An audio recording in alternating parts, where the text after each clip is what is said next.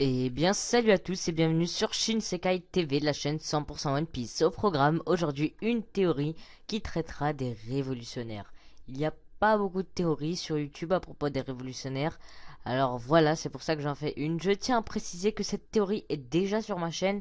C'est la toute première théorie sur ma chaîne, donc ça fait longtemps. Et j'ai voulu la refaire parce qu'elle est toujours très intéressante.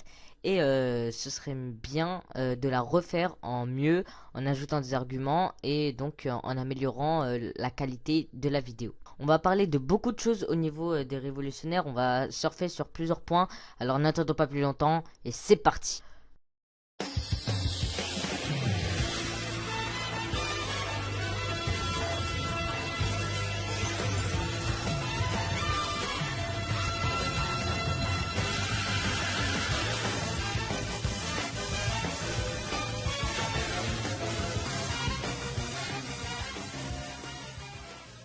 Nous savons maintenant que le mouvement révolutionnaire va prendre une importance capitale dans One Piece, car comme on a pu le voir, ils se sont chargés en armes depuis l'arc Dressrosa et l'île où ils séjournent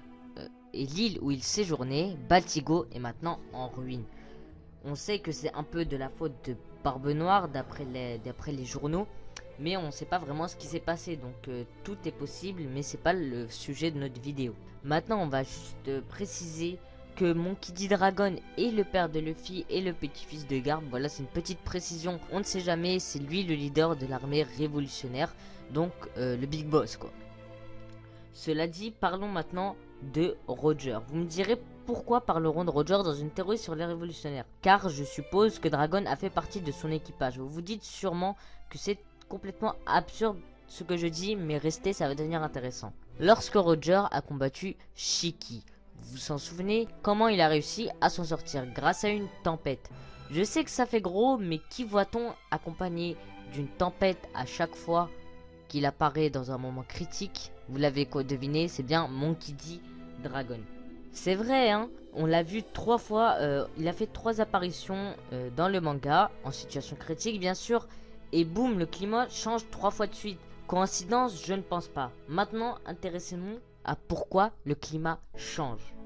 Il y a 2 hypothèses. La première serait que Dragon ait mangé un fruit du démon. La première, celle qui nous paraît la plus logique et celle qui nous passe par l'esprit tout au début. Mais on peut se poser une autre hypothèse et ce serait Uranus. On sait que Pluton est un navire de guerre géant qui peut détruire une île entière, mais voilà, il agit sur la surface. Ensuite, on peut parler de Poséidon, Poséidon qui est une arme antique également, et qui est la princesse Shirahoshi. Elle agit sur les rois des mers, donc sous l'eau. Et pourquoi pas Uranus n'agirait pas dans le ciel? C'est ce qu'il y a de plus logique en fait, ça respecterait les échelons mer, terre, et donc air. Voilà, c'était la seconde hypothèse un peu plus développée, un peu plus poussée. Et donc lorsqu'elle agirait dans l'air, Uranus, eh bien ça permettra de changer le climat par exemple. Ça permettra à Dragon peut-être de voler, car oui, d'après moi, Uranus et Dragon. Car on a vu avec Shirahoshi que ça pouvait être une personne vivante. Et donc pourquoi pas Dragon pour Uranus? Ce serait un développement très intelligent de la part d'Eiichiro Oda, car Dragon est quand même le descendant du peuple des Dix. Car c'est un peuple, hein, on va pas se le cacher. Et donc c'est le peuple qui détenait ses armes autrefois. Et donc ça paraîtrait complètement logique que Dragon ait pu récupérer cette arme ou ait lui-même cette arme antique. Cela dit, certains de vous ne vont pas trouver ça suffisant pour dire que Dragon a fait partie de l'équipage de Goldie Roger.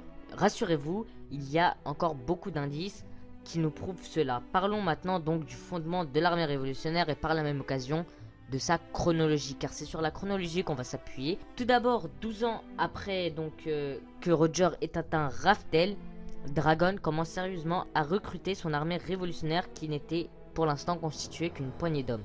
À la rêverie, soit 17 ans après que Roger ait atteint Raftel, l'armée révolutionnaire commence à se faire connaître pour ses actes donc révolutionnaires.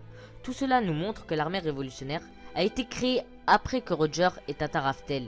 Et donc après qu'il ait atteint le One Piece. Et donc pour moi après qu'il ait découvert la vérité. C'est pour cela que je dis que Dragon était avec Roger lorsqu'ils ont découvert la vérité du siècle oublié.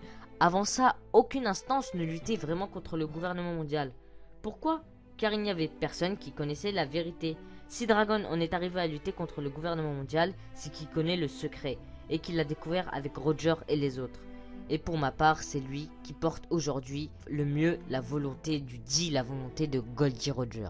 Voilà, c'est à peu près tout ce qu'il y avait à dire sur cette théorie. On va faire un petit récapitulatif. Donc pour ma part, Dragon était dans l'équipage de Goldie Roger lorsqu'il était plus jeune, avant qu'il crée son armée révolutionnaire. La deuxième chose, c'est que Dragon soit ou a Uranus en sa possession.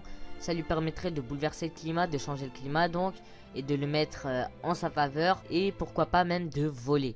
Après, on peut toujours rester sur un basique fruit du démon. Bien sûr, un fruit mythologique comme le mythologique du dragon avec une certaine forme. Hein. Ce serait tout à fait convenable pour Dragon.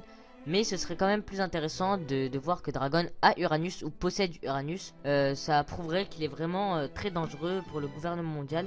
Non pas que à cause de ses actes révolutionnaires, mais bien parce qu'il possède une arme antique et c'est très dangereux pour le gouvernement mondial. Tout ça peut être prouvé car l'armée révolutionnaire a été créée après que Roger ait atteint Raftel et donc après qu'ils aient découvert la vérité du siècle oublié. Avant cela, aucune instance ne luttait contre le gouvernement mondial car personne ne connaissait la vérité à ce moment-là. Pour finir, je dirais que Dragon est celui qui incarne le mieux la volonté du dit. Voilà, j'espère que cette théorie vous aura plu. En tout cas, moi, elle me plaît beaucoup. Il y a beaucoup de points différents à développer au niveau de l'arme antique, au niveau du fruit du démon peut-être, au niveau qu'il soit donc qu'il ait été dans l'équipage de Goldie Roger. Vraiment beaucoup de choses qui sont vraiment logiques et qui peuvent être ainsi dans l'avenir. Alors c'est pour ça que je vous ai partagé cette théorie à vous. N'hésitez pas à vous abonner pour ne louper aucune de mes vidéos. Si cette théorie vous a également plu, n'hésitez pas à liker la vidéo. Et pour finir, je vous dirai de me rejoindre sur les réseaux sociaux. Moi je vous dis à la prochaine.